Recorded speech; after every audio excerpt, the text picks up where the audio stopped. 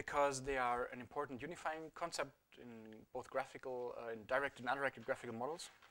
We will then look at important examples of directed graphical models, namely the hidden Markov model and the Kalman filter.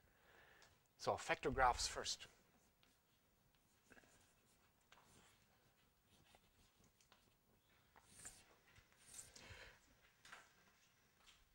We have only looked at directed graphical models so far, but in fact both directed and undirected graphical models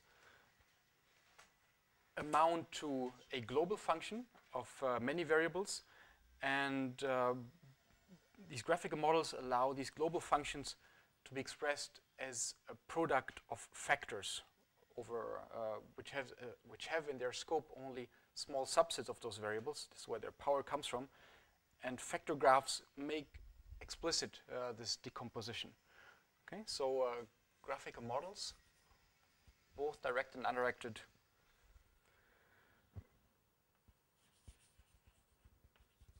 allow the expression of a global function of many variables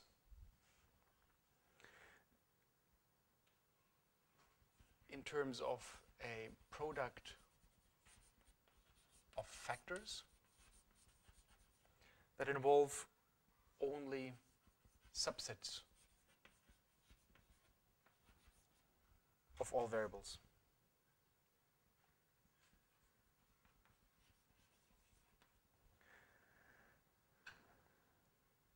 And factor graphs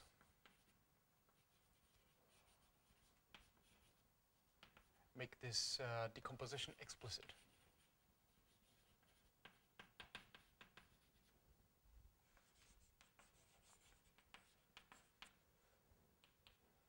And this is a verbatim statement from the Bishop textbook on machine learning. Now, in factor graphs, you draw a bipartite graph. Bipartite graphs are graphs involving two different kinds of nodes.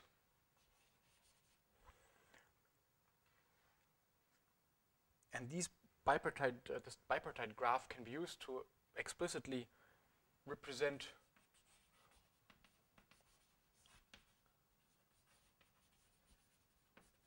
both the variables and the factors.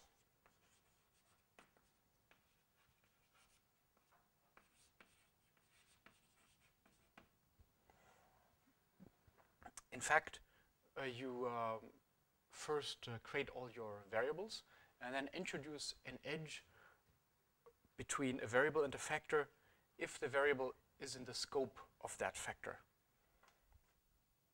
So you start with a graph showing all your variables and all your factors, and then you introduce an edge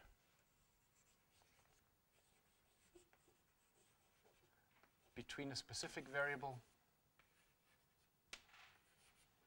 and a factor if this variable is in the scope of that factor.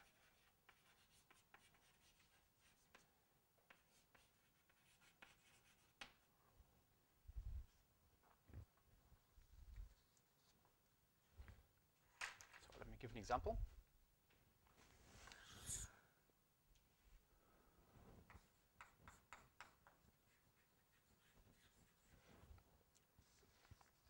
I'm drawing a polytree that we will look at a lot today.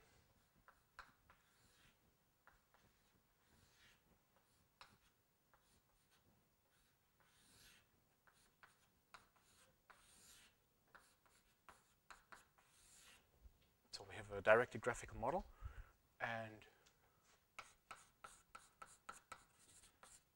I can express the joint probability in a different fashion by making each variable conditionally dependent on its parents only, except for the roots. So we have probability of D given C, the probability of E given C, C given A and B.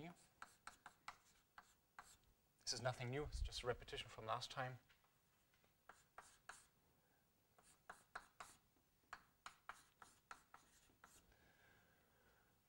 Okay, now I can understand each of these terms as a factor, which I should introduce in the graph. So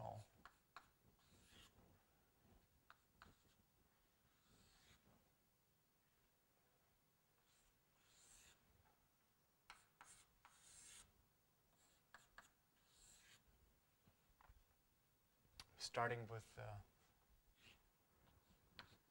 these factors that depend on single variable only. And these factors are typically drawn with small filled squares. So this would be the factor of A and the factor depending only on B. Then we have an interesting one. So this is a factor that depends on A, B, and C. Okay, so I will draw it here.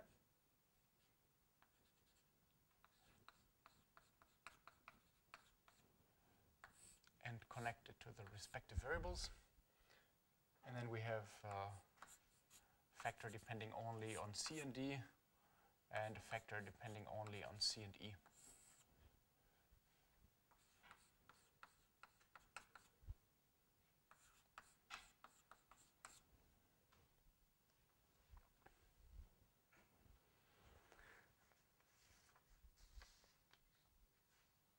Okay, I mentioned it, this is the bipartite graph because it has two kinds of nodes.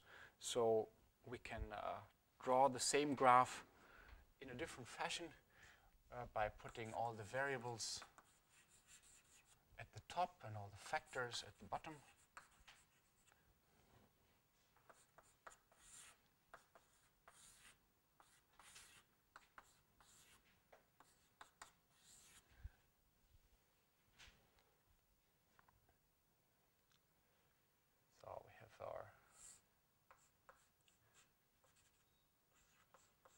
Depending only on A, we have the factor depending only on B, then factor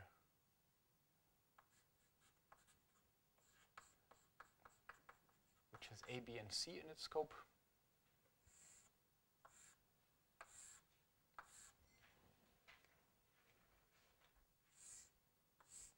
A factor that depends on C and D.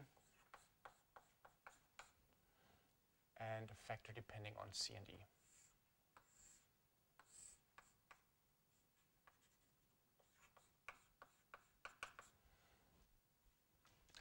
So if I create this graph here with rubber bands, I can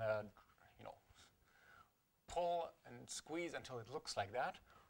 So we have not gained or lost any knowledge. It's just to stress the fact this is a bipartite graph.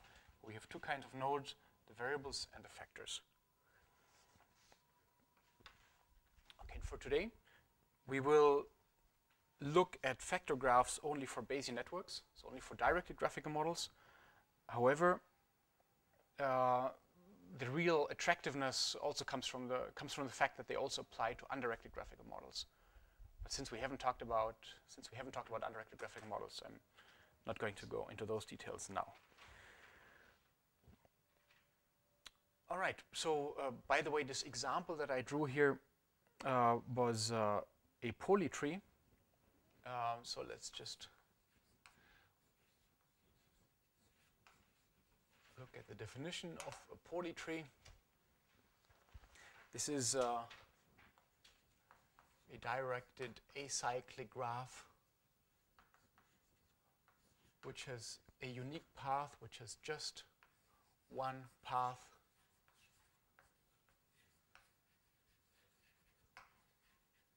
between any two nodes, discounting the directions of the arrows. So an example,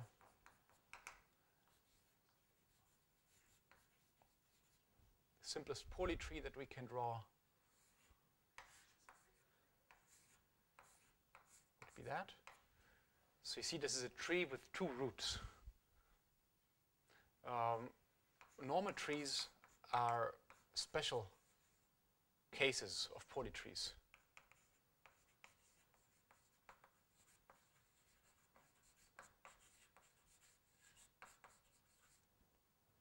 So, for instance, that would be a tree, and because it's a tree, it's also a polytree. Now, an example which is not a polytree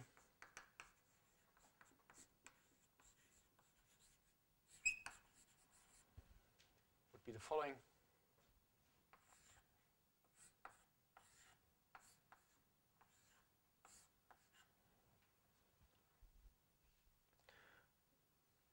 Because I can go from this point to that via this path or via that path. So there's not a unique path.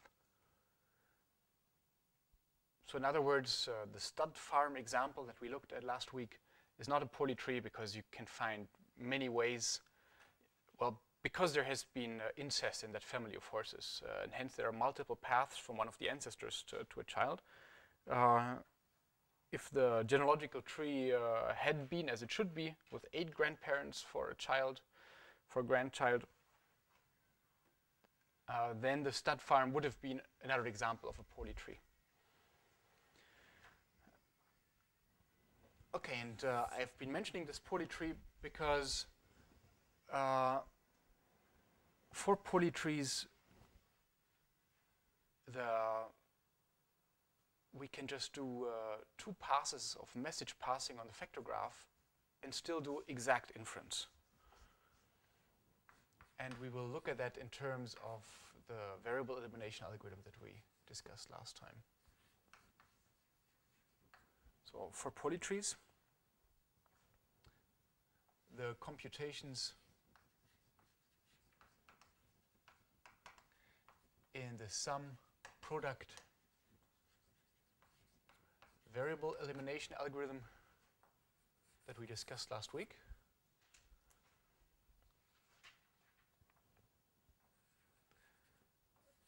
for polytrees, these computations can be regrouped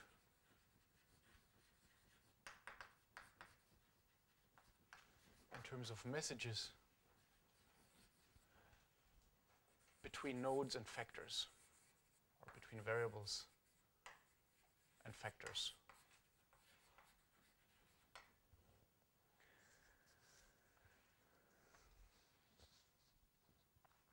And the principal difference to the variable elimination algorithm is that in variable elimination we summed out the variables one by one, whereas in message passing on vector graphs we simultaneously sum out all the variables that are associated with a given factor, all except one, the one that we're sending the message to.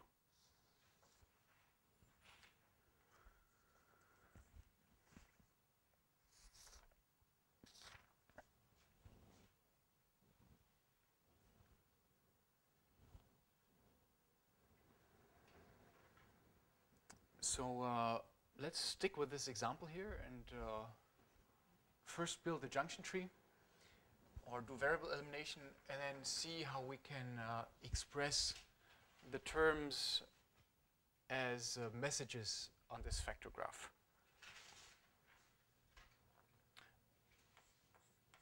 So let's say, for instance, that we want to compute the marginal probability of E.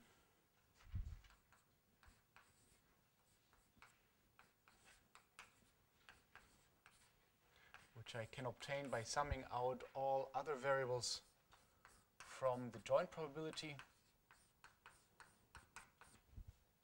which factors, as you have just seen on the other board. And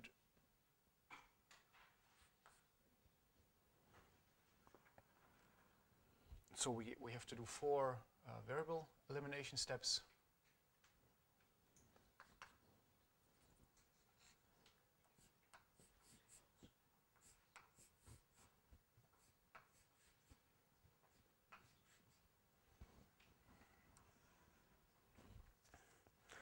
I start by integrating out A, and to integrate out A, I need to collect all the terms that depend on A, which are probability of C given A and B, and the prior probability of A itself. And as we did last time, I will create a tableau here mentioning all the factors, which in this case would be a factor depending on A and a factor depending on ABC. And I will create a list of the variables involved. And then give the message that is passed on the junction tree.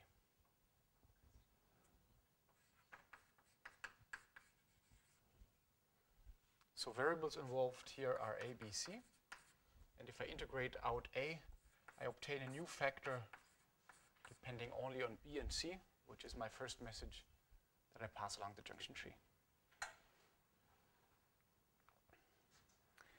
Then we sum over B.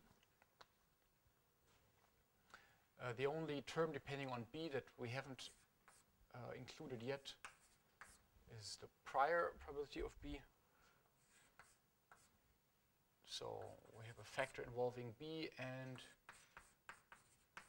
this message that we computed before. Variables involved are B and C. We integrate out B and send a message of C.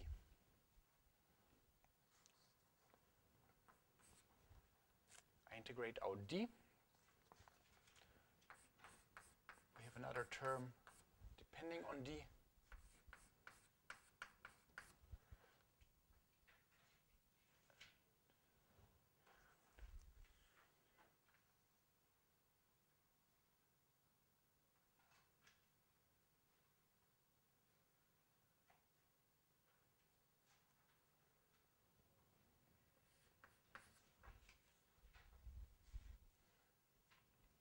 And I obtain another message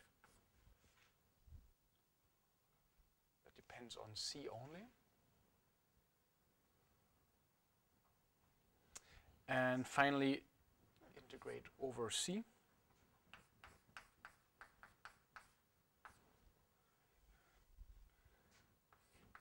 So we have a native factor depending on C and E.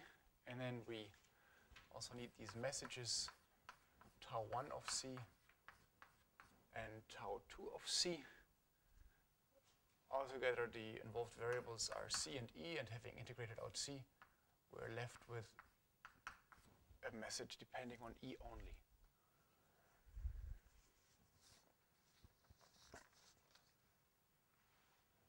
So I can draw the corresponding junction tree. We would have ABC. Sending a message of BC.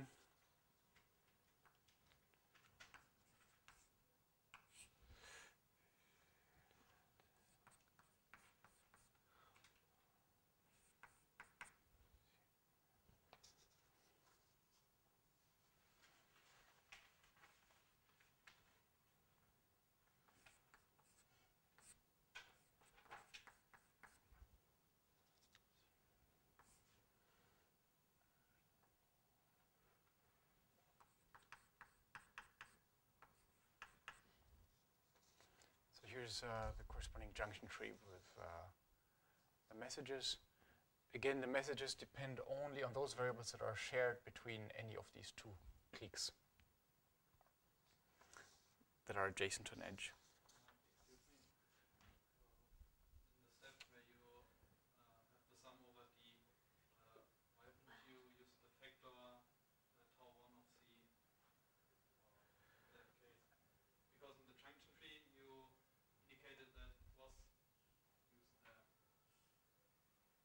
Yep. It's wrong. It goes up here. So this is where it's used. Thank you. Do you agree now? So here we have we integrate over C, And so we collect all these messages that depend on C only. No, hold on, this is CE. So this is what I had drawn originally.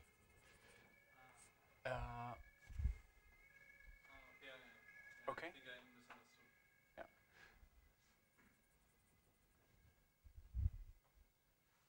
Okay, so this is the step in which we have the variable CE, and then we use those messages, and this is why I drew those edges here.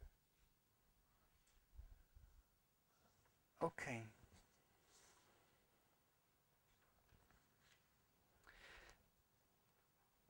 And like last time, I could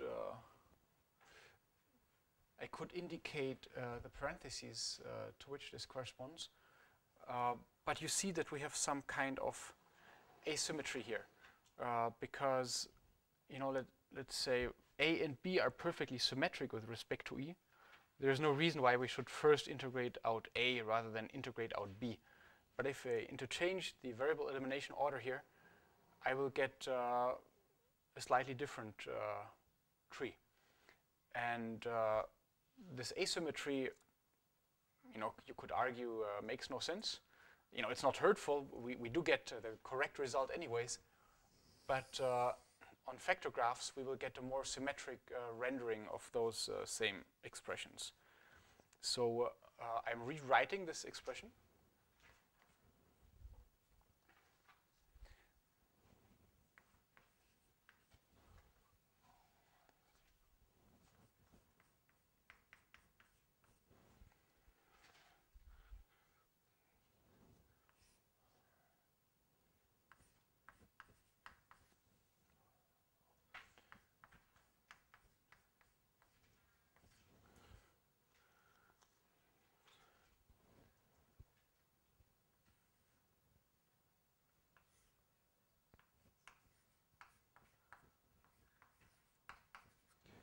And the one difference, if I'm now rewriting this, is that I sum out A and B at the same time, so rather than have a nested function.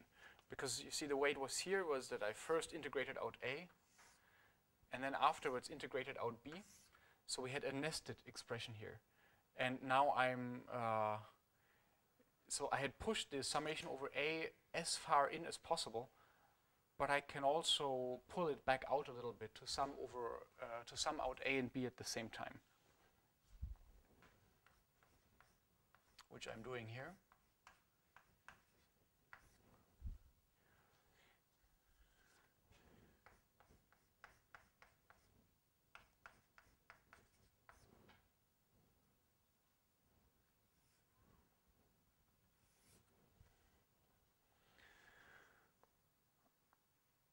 Okay, so you agree that this is really the same expression, just reordering the terms slightly. And let's now try and relate this to the entities that we have in our factor graph. So I could say that this is a message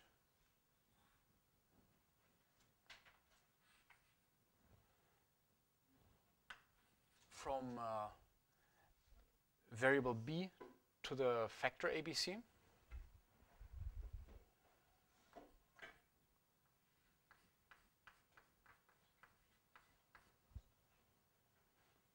And similarly, I could call this a message of variable A to the factor ABC.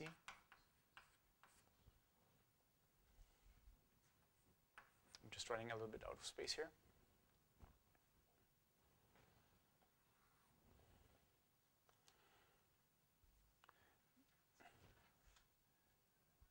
Then this is the factor ABC itself, which I'm having down here.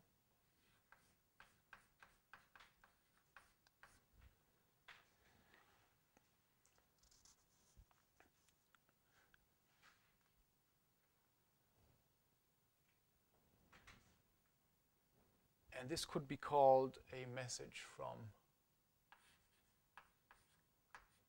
variable d to the factor cd.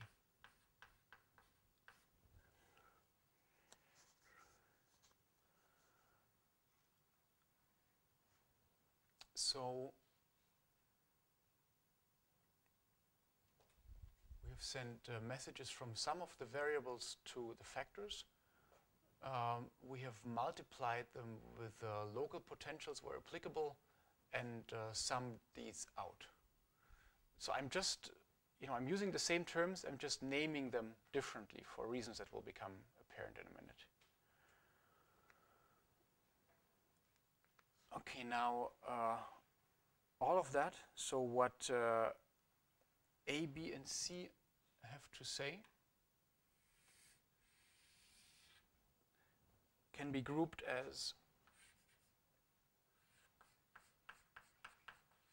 a message from factor ABC to variable C.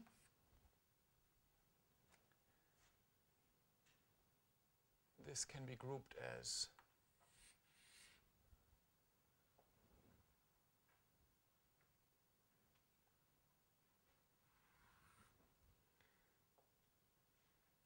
a message from factor CD to variable C. Then we have this factor here depending on C and E. And now all of that becomes a message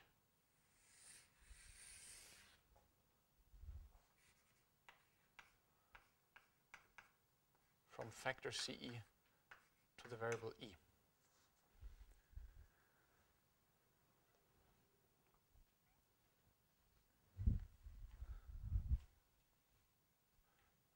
So if you want to compare this, this was before the message tau of E.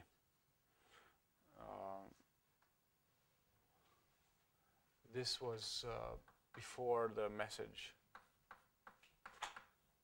tau 1 of C, and that was the message tau 2 of C that we saw before.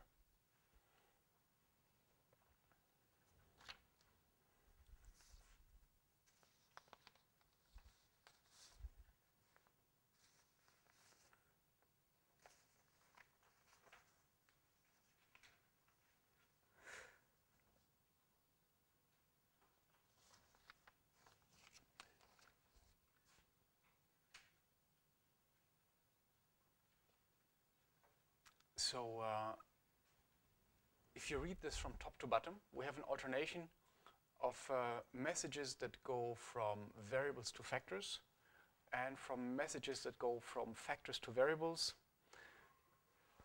And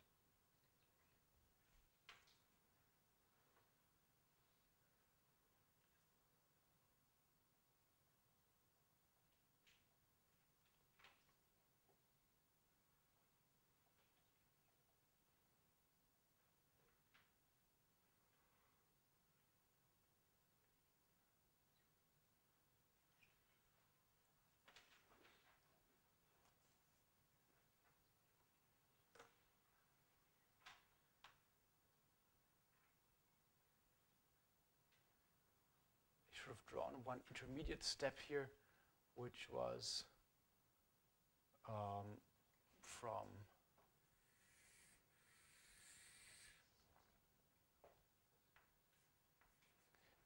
a message that goes from variable C to the factor CE. Right. So we have an alternation of messages from variables to factors, factors to variables, variables to factors, factor to variable. And what we had written at the top was simply inference as you know it already from variable elimination on a junction tree. And these are now the same terms, just regrouped and given different names. And names that make sense in the context of this factor graphs, of passing messages between these different kinds of nodes.